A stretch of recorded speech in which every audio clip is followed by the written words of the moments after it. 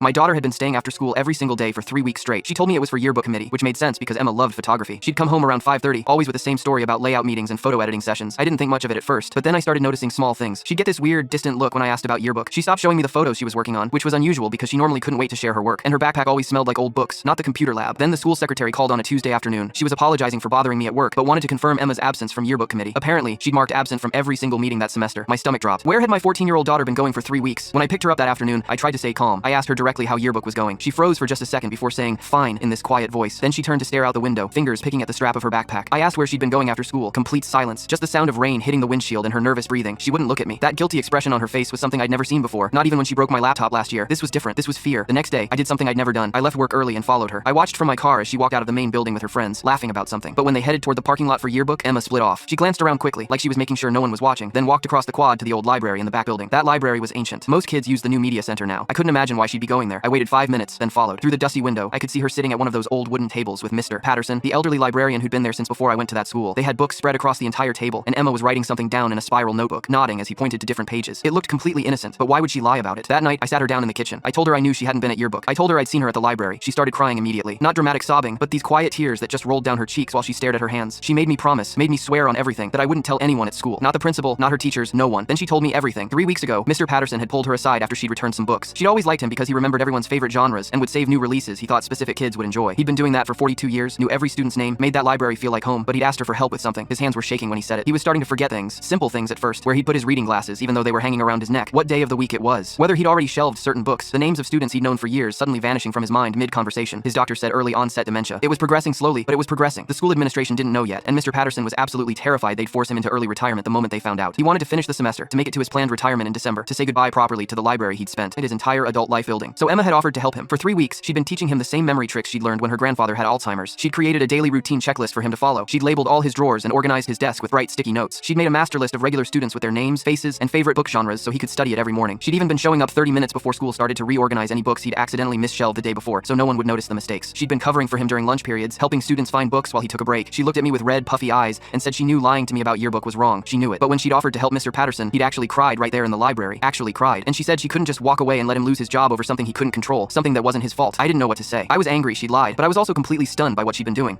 Last week was Mr. Patterson's retirement party in the library after school. The whole staff was there, along with dozens of former students who'd come back just to say goodbye to him. Emma dragged me along, insisting I had to be there. He gave this absolutely perfect speech. He talked about his favorite memories from 4 decades of working there, remembered specific stories about students from 20 years ago, recalled funny incidents from before the school even had computers. His mind was sharp and clear, and everyone laughed and cried in all the right places. When he finished, the room erupted in applause, but then he went quiet and looked directly at Emma standing in the back. His voice cracked just slightly when he said that sometimes the best librarians aren't the ones who organize the books, but the ones who help you remember your own story.